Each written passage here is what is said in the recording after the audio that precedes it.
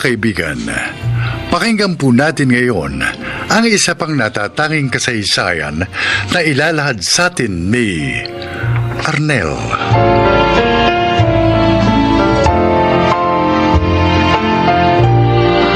"17 kami ni Yoli nang magtanan kami dahil buntis na siya.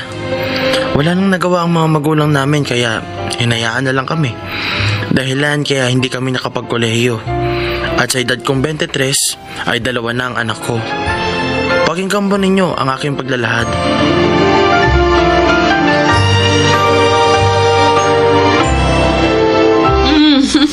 Arnel, lutan mo. Uy, ang sweet naman. Ingit ako Sana all. Hindi pwedeng sana all, Makmak. Dahil ako lang ang gusto ni Santi.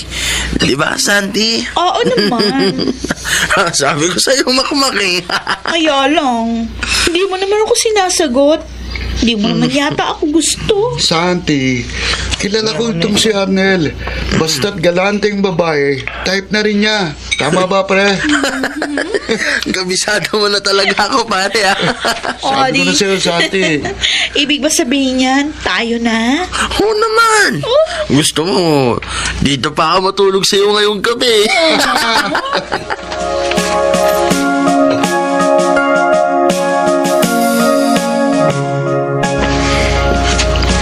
Yun po ang natuklasan ko, Nanay Sonia. May babae po siya. Ang lalaki yun talaga, oo.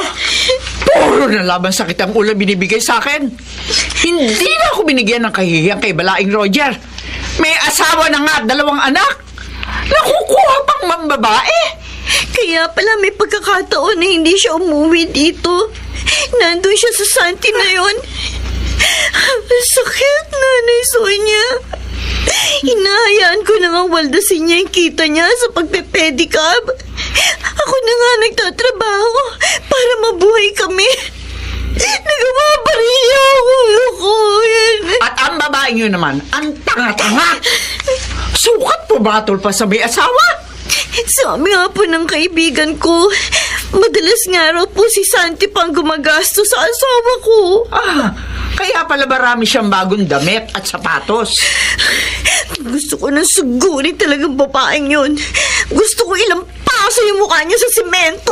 Wag, Yoli. Hayaan mo na lang muna ako. Ako ang kakausap kay Arnel. Hindi ako papayag na gawin niya ito sa inyo ng mga apo ko.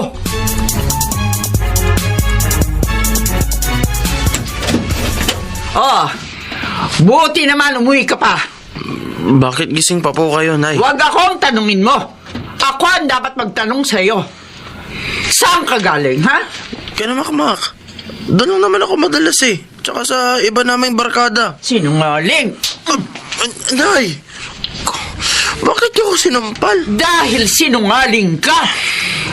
Alam ko na ang totoo. Galing ka sa babae mo. Sa malanding Santi na yon. Nay, okay maingay. Baka marinig kayo ni Yoli. Alam na niya, Arnel. Ha? Ano akala mo? Ha? Pinagpapasensyahan ka lang ng manugang ko. Layuan mo ang babaeng yon. Lalo lang yan sisirain ang pamilya mo. Hindi naman niya ako niyayayang magsama kami. Okay na sa kanya yung kita-kits lang kami. Ano ang matwirang ko? Nay, Ano? kakadalawa na kayong sampal, oh. Ano ngayon? Lalabang Bago ka? na to, eh. Ha? Sige, laban! Laban! Nay, huwag naman yan. Tuboy ang hawak niyo eh. Inihanda ko talaga ito. Ngayon, makinig kang lalaki ka. Layuan mo ang malanding yon dahil kung hindi, palalayasin kita rito. Naintindihan mo? Nay naman. Hindi ko kukonsintihin ang pagtataksil mo kay Yoli!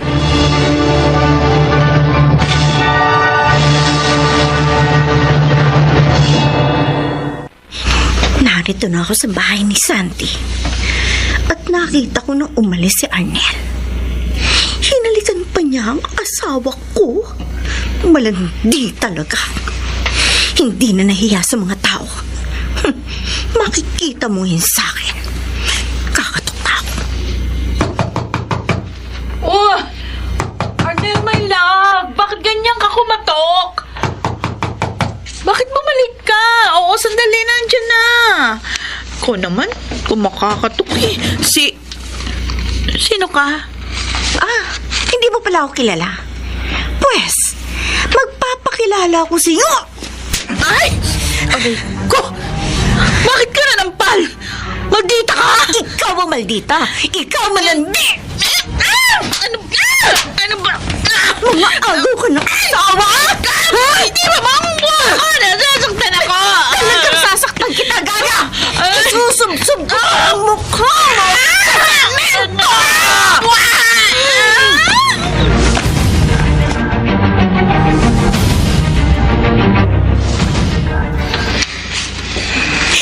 Iiwan ko na po siya, Itay. Dadalhin ko po yung mga apo ninyo. Tama yan pa siya mo, anak. Bata ka pa naman. Kaya mong buhayin ang mga apo ko. Tutulungan kita, anak. Patawarin niyo po ako, Itay. Naging mapusok ako.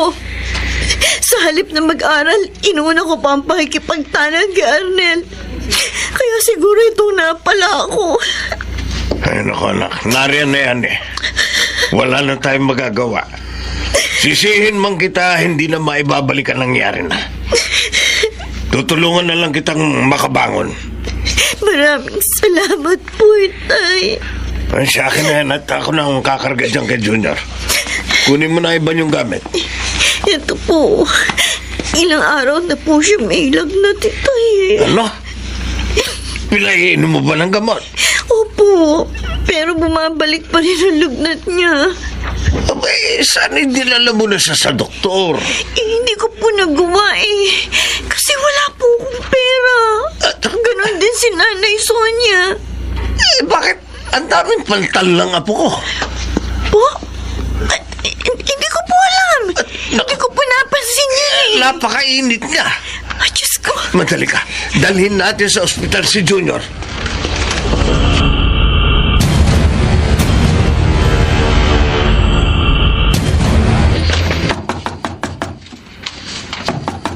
Sandali! Ano ba naman, Mac? Kung makakatok ka, kala mo emergency. Arnel, Alam mo bang iniistorbo mo kami ni Santi? pare, pasensya na.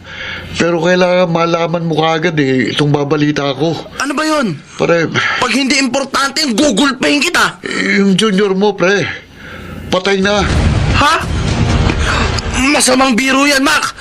Baka ikaw ang mapatay ko. Hindi ako nagbibiro.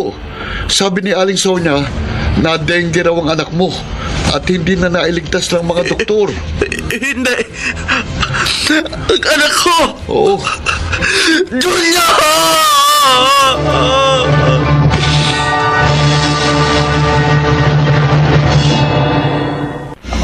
Patay na nga ang anak ko. Ang anak ko. Anong ginagawa mo dito?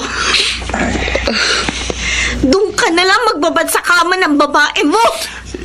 Yoli. Lumayas ka. Yoli, Lumayas patawarin mo ka! ako. Gusto ko makasama ang anak natin kahit sa huling sandali. Ikaw ang may kasalanan kaya namatay ang anak natin. Dahil irresponsable ka, wala kang pinahalagahan kundi ang hilig ng katawan mo. Patawad, Yoli. Lumayas ka na dito. Hindi kailangan ng anak mo mga luha mo. Pakiusap. Huwag mo akong paalisin. Lumayas ka! Lumayas ka, sabi! Maililibing namin si Junior na wala ka!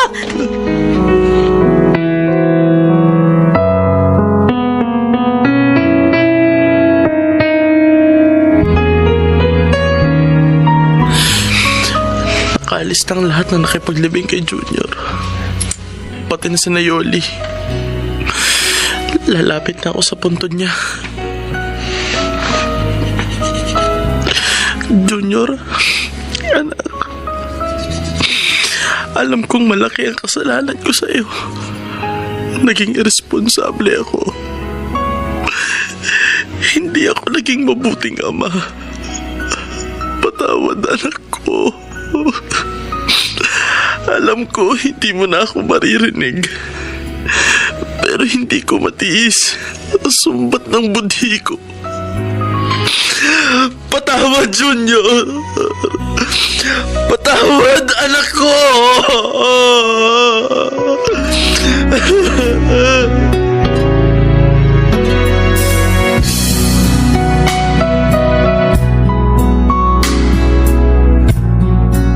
Uy, Arnel, pre.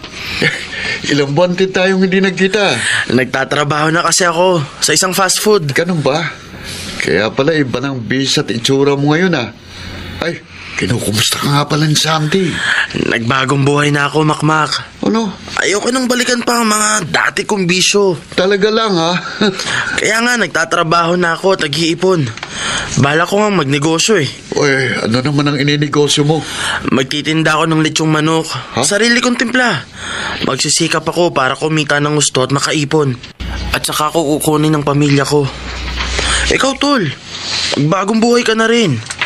Huwag mong hintayin mangyari sa anak mo ang nangyari sa anak ko.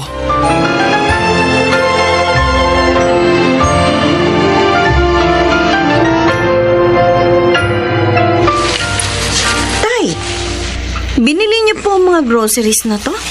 Dami ah. Hindi, anak. Dala yan ang asawa mo. Ah? Arnel? Ako nga, Yoli. Pinatuloy ko sa anak para makapag-usap kayo ng maayos. Naparito ko para humingi muli ng tawad sa'yo. At kung papayag ka, kukunin ko na kayo ng panganay natin. Ayoko nang masaktan muli, Arnel. Baka hindi ko na makaya. Nagbago na ako, Yoli. May maliit na nga akong negosyo eh. At kumikita na rin ng maayos. Yoli, sana bigyan mo ako ng isa pang pagkakataon. Buuin natin muli ang ating pamilya.